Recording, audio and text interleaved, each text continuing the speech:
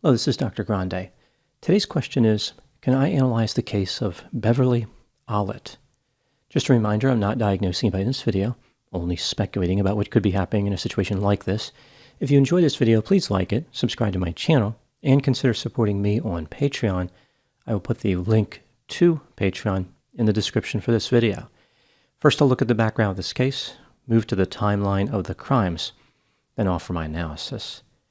Beverley Allitt was born in Grantham, Lincolnshire, England on October 4, 1968. She grew up in a village just outside of Grantham called Corby Glen. This was a small community of about 450 people. The village was known for sheep farming and literally had hundreds of sheep fairs in their history. This is ironic because Beverley would later learn how to be a wolf in sheep's clothing. Beverley's mother had a job cleaning a school, and her father worked at a liquor store. Beverley had two sisters and one brother.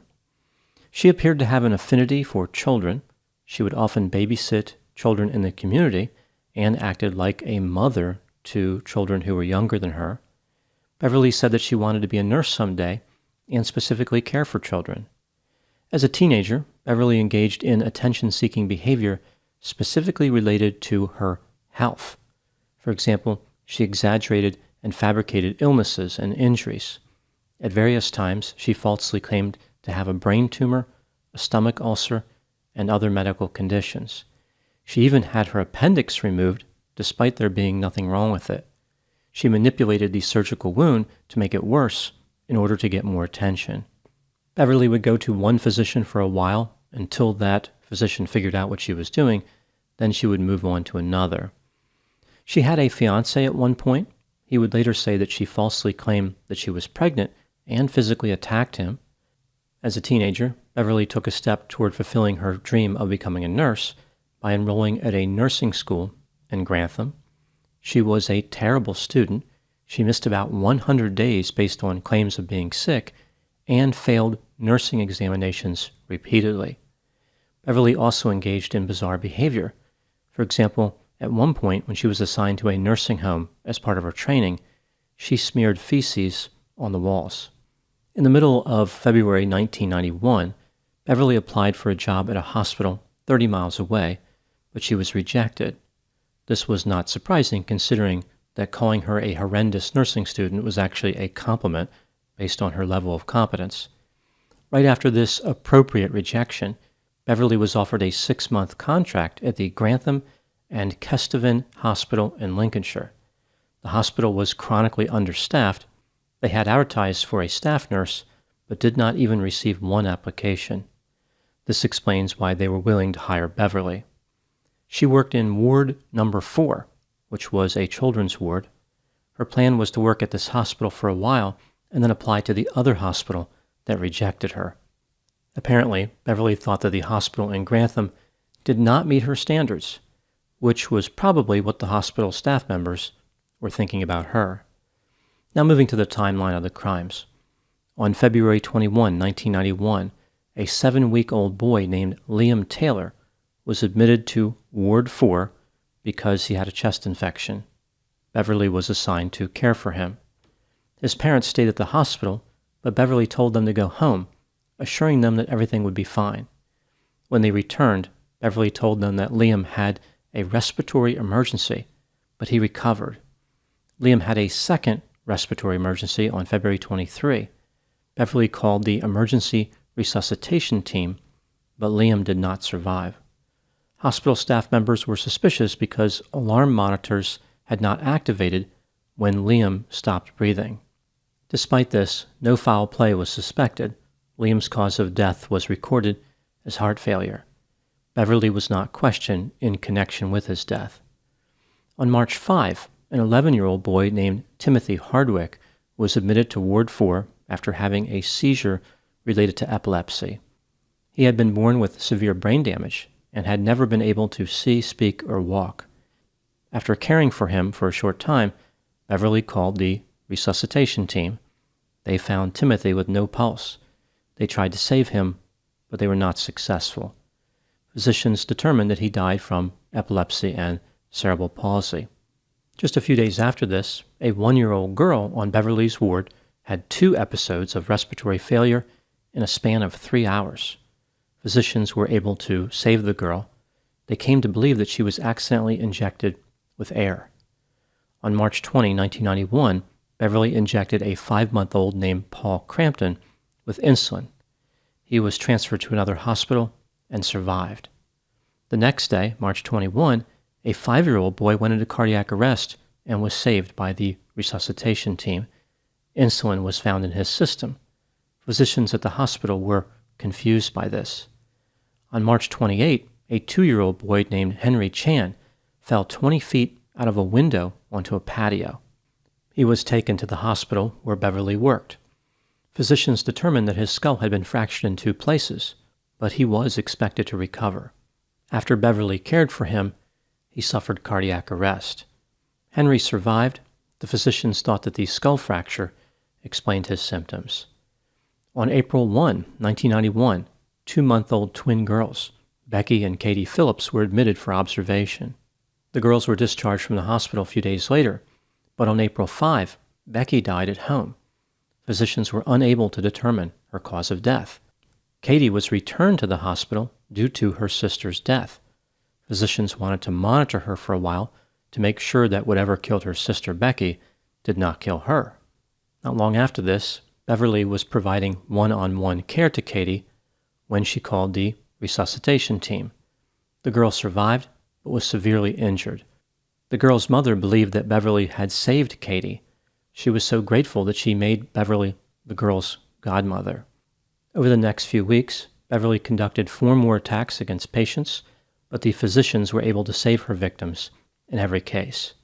By this point, hospital staff members suspected something nefarious was going on. On April 22, 1991, a 15-month-old girl named Claire Peck was admitted to Ward 4 after having an asthma attack. She unexpectedly died. The physicians concluded her death was from natural causes, but one physician, a consultant at the hospital, was not convinced. He found traces of a drug called lidocaine in Claire's system, which had never been prescribed to her. The lidocaine almost certainly didn't kill her, but it still made Beverley look guilty. Hospital staff notified the police and suspended Beverley.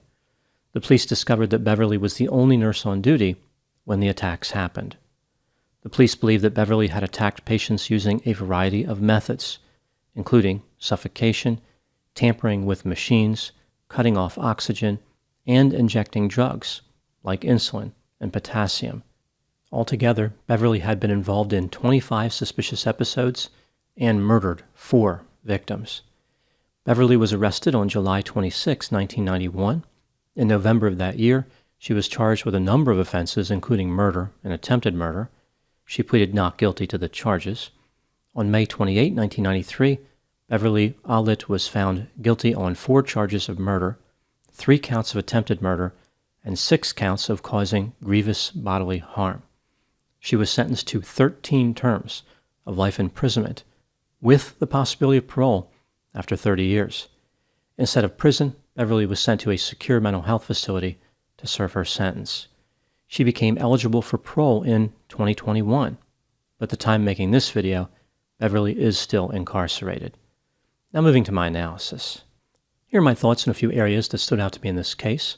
Item number 1. In the beginning, Beverley maintained her innocence, but it really didn't matter. It was clear that she was guilty. Here are just a few examples of the evidence against her. Beverley had a history of lying about medical symptoms. She was aggressive and violent at times. She reported that the keys to the insulin refrigerator in the hospital were missing. Nursing logs were missing from the hospital. The missing documents were found in Beverley's home. Beverley was the only nurse on duty when these suspicious episodes occurred, and the chances of all of these suspicious episodes in Ward 4 occurring at random was less than 1 in 10 million. Eventually, Beverley did end up confessing to 3 of the murders and 6 of the assaults. This removed any tiny bit of doubt which may have remained. Item number 2. Beverley was initially diagnosed with Munchausen syndrome by proxy, which technically isn't actually a recognized disorder. The disorder is called factitious disorder. There are two types of factitious disorder: imposed on self and imposed on another. Munchausen syndrome by proxy is the same as factitious disorder imposed on another. Usually this disorder involves a mother imposing symptoms on a child. Here are some of the typical characteristics of those who have this disorder and how they align with Beverley's behavior. They often have extensive knowledge of medical terminology. Beverley was a nurse, albeit not a good one. They often have an extremely long history of medical and/or mental health visits. They seek treatment frequently. Beverley started pretending she was ill as a teenager. They go to several physicians or mental health clinicians for the same fabricated symptoms. Beverley engaged in this behavior, at least with physicians. People with factitious disorder tend to be sadistic. They enjoy seeing their victims suffer. It is reasonable to believe that Beverley was sadistic based on her horrible behavior. Men are rarely involved, but when they are, they almost always play a passive role to a dominant woman. No man was involved in Beverley's case. She operated alone, but her former fiancé suggested that Beverley was dominant and forced him to be passive. The undesired behavior tends to be persistent. This aligns with Beverley's behavior. After Beverley was suspended from the hospital, but before she was arrested, she continued to work in healthcare, just not at the hospital where she committed the attacks. Beverley was suspected of attempting to murder a 14-year-old boy and an elderly resident of a retirement facility, although she was never convicted. After being incarcerated at the secure mental health facility, Beverley continued to engage in attention-seeking behavior. For example, she caused injuries to herself. As a side note, how desperate were these healthcare companies that they hired Beverley after she was fired? Were they looking for someone who would permanently discharge patients? What positive characteristic can possibly compensate for being suspected of killing patients? I can imagine a healthcare executive contemplating the decision to hire Beverley. Well, she murdered some of her patients, but she can start tomorrow, so it's a tough call. Item number 3, what motivates people with factitious disorder imposed on another? The motivation behind this disorder is thought to be unconscious, but the mechanism of fabricating the symptoms is conscious. So they don't know why they were pushed toward the behavior, but they do know that they are deceiving treatment providers. One could argue that the lack of insight is not complete. Rather, it is contained to the domain of motivation. They don't know why they behave the way they do. If both the motivation and the mechanism were unconscious, this would be something like somatoform disorder. With that disorder, the person is not doing anything to cause the symptoms. The symptoms are actually being experienced. The symptoms are real. There's just no explanation for them outside of the mental health domain. Moving to item number 4, what do I think happened in this case? This is just a theory, my opinion. When Beverley was a teenager, she was highly interested in caring for children, but she didn't seem to be on a track to have her own children someday. People in the community felt as though Beverley did not even try to find a romantic partner. She was thought of as mildly attractive, but she made no effort to look more attractive. For example, she did not use makeup, and she dressed in a way that made her look plain. Beverley worked side jobs to earn a few extra pounds, but she also earned a few extra pounds in other ways. She was described as chronically overweight. There was this sense in the community that Beverley just gave up on romance or didn't have an interest in starting a family. She did have a fiancé at one time, but she physically and verbally mistreated him and did not value the relationship. As all this was going on, Beverley was expressing symptoms of factitious disorder imposed on self. She was pretending to be sick. She also had the capability of expressing symptoms consistent with factitious disorder imposed on another, but she did not have children of her own. Usually, someone like this would start fabricating symptoms for their own children. Beverley was essentially blocked from a typical path of symptom expression. Therefore, she forged another path to satisfy her desires. Beverley became a nurse in a hospital unit for children. The object of a person with factitious disorder is to gain sympathy, but here we see that Beverley had a problem. The children at the hospital, the patients, were not her children. so very little sympathy generated by their illnesses would be diverted to Beverley. Rather, it would go primarily to the children's parents. Put another way, Beverley's proportion of the total sympathy was very low as compared to, say, a mother fabricating symptoms for her child. Beverley was not able to increase the proportion of sympathy that she received, but she was able to increase the total amount of sympathy generated. This is why, instead of simply causing mild harm to generate sympathy, Beverley murdered and attempted to murder her victims. In order for her share of the sympathy to be enough to satisfy her needs, the amount of total sympathy needed to be phenomenal. Tragic death met that criterion. To use an analogy from the world of sound, imagine a speaker generating music in a field. The music represents sympathy. A mother fabricating symptoms for her child would be 10 feet away from that speaker. So if the volume wasn't turned up too much, she could still hear it. Beverley was 100 feet away. She needed the volume to be much higher. Now moving to my final thoughts. Beverley targeted the most vulnerable people in society. The more defenseless her victims were, the greater the thrill was from harming them. No amount of sympathy that Beverley earned could ever be enough to satisfy her desire for pleasure. She was a killing machine in a nearly perfect disguise. Those are my thoughts on the case of Beverley Allitt. Please put any opinions and thoughts in the comment section. They always generate an interesting dialogue. As always, I hope you found my analysis of this topic to be informative. Thanks for watching.